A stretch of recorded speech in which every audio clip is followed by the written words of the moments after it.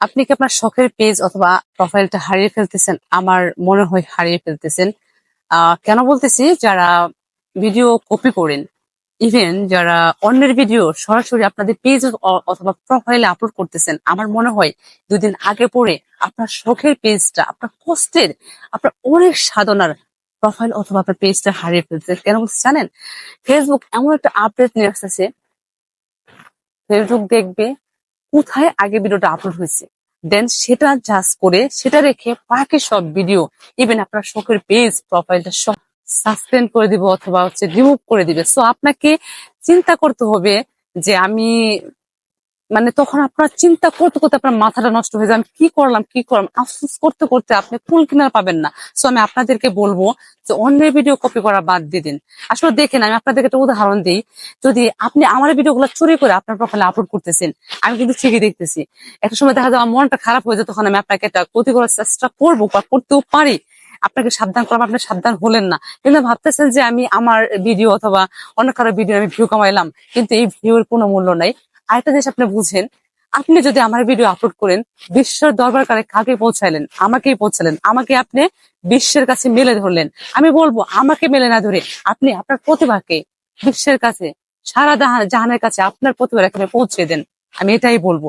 কারণ আপনি যদি সৎভাবে আপনার নিজের প্রতিভাকে বিকশিত করেন, তাহলে একদিন না হলেও, 1 দিন হোক, 2 দিন হোক, 3 দিন পরে হলেও আপনার প্রতিভা বিকশিত হবে এবং বিশ্ব দরবারে মানুষ আপনাকে ভালোবাসা দিবে।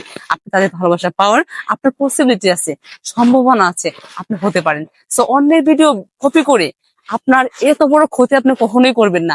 দেখা গেল আপনার 2 লক্ষ 3 লক্ষ পেজ একটা, মানে 3 লক্ষ ফলোয়ার একটা পেজ আপনার নষ্ট হয়ে গেল, তাহলে কিন্তু মনের ভিতরে অনেক কষ্ট লাগবে। 1 দিন 2 দিনে 3 দিনে কখনো 1 লক্ষ ফলোয়ার গেইন করা যায় না। অনেক কষ্ট, পরিশ্রম এবং শ্রমের মাধ্যমে কিন্তু হয়। আমি স্পেশালি বলবো, আমার অনেক প্রবাসী ভাইয়ের আছে যারা কাজের পাশাপাশি এগুলো করতেছে। ধরেন সাপোজ তাদের যদি একটা পেজ অথবা প্রোফাইল যদি নষ্ট হয়ে যায়, তাহলে কেমন লাগবে? সো আমার এই ভিডিওটি দেওয়ার মাধ্যমে হলো, আপনারা কখনোই কোনোদিন অন্যের ভিডিও নিয়ে সরাসরি আপনার প্রোফাইলে আপলোড করবেন না ভাই।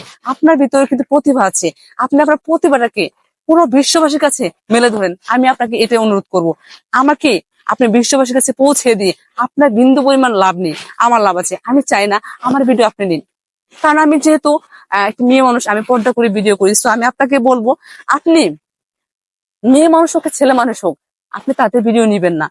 আমি আপনাদেরকে অনুরোধ করব, ফেসবুক যেহেতু এমন একটা আপডেট দিতেছে বা দিবে ইনশাল্লাহ, তো আমি আপনাদেরকে বলবো যে আপনার কষ্টের পেজ প্রোফাইলটা আপনি হারায়েন না।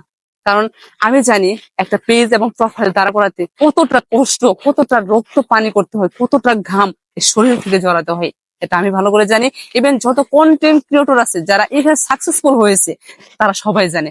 তো আমি আপনাকে বলবো, আপনি আজকে 2 টাকা ইনকাম করতেছেন, কিন্তু এটা অনিশ্চিত এখান থেকে আপনি যে আগামীকাল ইনকাম করতে পারবেন, এটা কোনো নিশ্চয়তা নেই।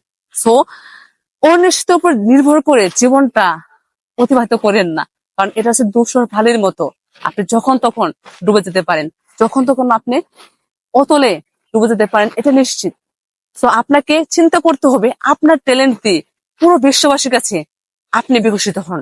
আপনার জন্য অনেক অনেক শুভকামনা এবং ভালোবাসা রইল অন্তর থেকে। সকল অনেক বেশি ভালো থাকবেন। এই ভিডিওটা বিশ্ববাসীর কাছে পৌঁছানোর ব্যবস্থা আপনারাই করে দিবেন। সকলের জন্য অনেক অনেক শুভকামনা এবং ভালোবাসা রইল। এই তথ্যটি সবাইকে দিয়ে সবাইকে দেখার সুযোগ করে দিবেন। সবাইকে এই চিন্তা ভাবনা মনোবল থেকে দূরে রাখার চেষ্টা করবেন। সকলে বেশি ভালো থাকবেন। আল্লাহ হাফেজ। আসসালামু আলাইকুম।